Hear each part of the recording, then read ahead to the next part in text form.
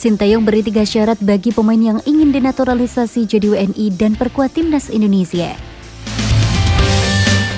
Pelatih timnas Indonesia Sintayong memberi 3 syarat kepada pemain keturunan yang ingin dinaturalisasi menjadi warga negara Indonesia dan memperkuat Garuda. Syarat-syarat tersebut sejatinya tidak terlalu sulit, namun bisa menjadi penyaring untuk PSSI saat hendak ingin menaturalisasi pemain asing. Seperti yang diketahui, akhir-akhir ini mulai banyak pemain keturunan yang tertarik membela timnas Indonesia. Kemungkinan besar hal itu karena keberhasilan sejumlah pemain naturalisasi bersama skuad Garuda. Jordi Amat, Sandy Walsh, Peter Nemer, Rafael Struijk, dan Ever Jenner merupakan contoh pemain naturalisasi terbaru yang bisa dikatakan tampil mengagumkan bersama timnas Indonesia. Berkat mereka pun kini Garuda mulai dipandang dan mengalami peningkatan di ranking FIFA. Efek positif itu lantas membuat sejumlah pemain keturunan di luar negeri pun tertarik membela timnas Indonesia. Sebut saja seperti J.Ednas, Luka Aveling, Ragnar Uratmangun, dan Ilyas Al-Haf menjadi nama-nama pemain keturunan yang secara terang-terangan mengaku tertarik membela timnas Indonesia. Tentu tidak semua pemain bisa begitu saja langsung masuk program naturalisasi. Ada berbagai syarat yang harus dilalui. Dari Sintayong yang memiliki 3 syarat untuk harus dipenuhi sang pemain jika ingin dinaturalisasi dan membela timnas Indonesia. Ketiga syarat itu adalah: pertama, tentu saja pemain harus berdarah Indonesia. Sejatinya naturalisasi bisa saja dari pemain asing yang sudah lama tinggal di Indonesia, namun Sintayong tampaknya lebih tertarik menggunakan pemain keturunan. Lalu syarat selanjutnya adalah sang pemain skill yang mumpuni dan memiliki rasa tanggung jawab. Jelas Sintayong ingin pemain yang dinaturalisasi adalah pemain hebat. Karena itu skill bermain yang di atas rata-rata serta memiliki rasa tanggung jawab adalah syarat selanjutnya. Untuk dinaturalisasi, pemain itu mesti berdarah Indonesia, memiliki teknik yang bagus, dan bertanggung jawab sebagai pemain tim nasional Indonesia, ujar Sintayong beberapa waktu lalu. Syarat yang diminta oleh Sintayong itu sudah berlaku sejak awal Jordi Amat dan Sandy Walsh dinaturalisasi. Hasilnya, kini Jordi dan Sandy terbukti menjadi pemain penting dan memiliki peran yang penting untuk skuad asuhan Sintayong.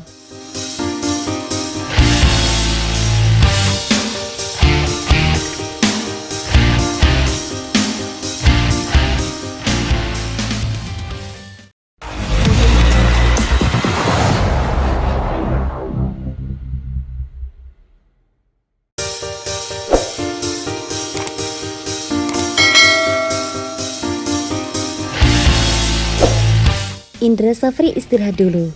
Kini giliran Sintayong yang putar otak siapkan timnas Indonesia. Timnas U24 Indonesia telah mengakhiri perjalanan mereka di Asian Games 2022 bersama sang pelatih Indra Safri. Saat ini giliran Sintayong yang harus mempersiapkan timnas Indonesia. Seperti diketahui, timnas U24 Indonesia dipaksa harus puasanya dengan finish di babak 16 besar Asian Games 2022. Tim asuhan Indra Safri ini harus mengubur mimpi mereka seusai menelan kekalahan dari Uzbekistan. Rizky Ridho dan kawan-kawan takluk 0-2 dari Uzbekistan pada babak 16 besar Kamis 28 September 2023. Kekalahan tersebut membuat Indra Safri mengakhiri tugasnya bersama timnas U24 Indonesia. Setelah ini pelatih berusia 60 tahun itu bakal beristirahat terlebih dahulu. Dia akan mengemban tugas baru dari PSSI.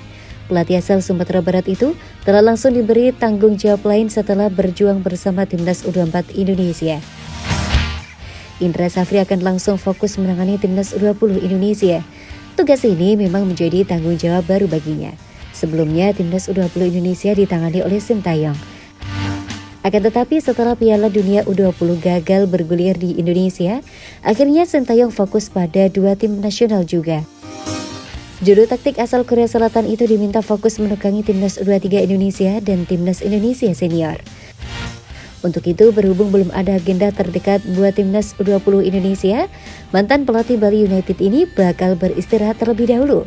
Dia bakal kembali fokus menjadi direktur teknik PSSI sebelum menekangi timnas U20 Indonesia. Indra Safri dipastikan harus beristirahat.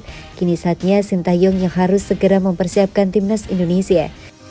Bagaimana tidak, mantan pelatih timnas Korea Selatan itu telah dinanti agenda lain. Sintayong harus memulai mutar otak untuk mempersiapkan timnas Indonesia. Hal ini karena tak lama lagi tim senior bakal melakoni pertandingan.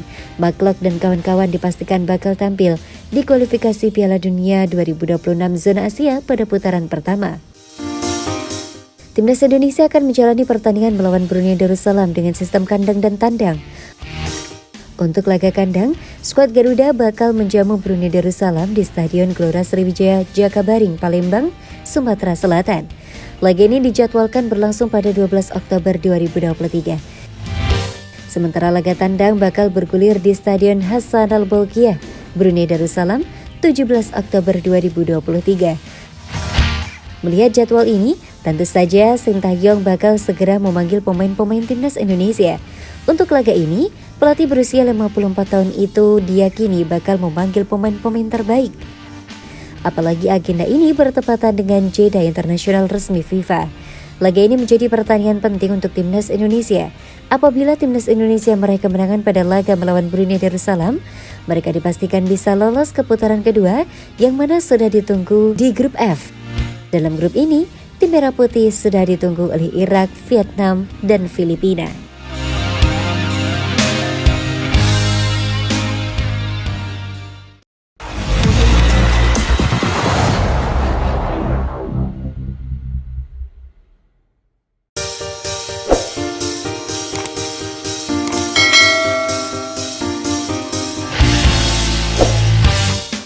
Melihat hasil kolaborasi Sintayong dan Indra Safri untuk timnas Indonesia.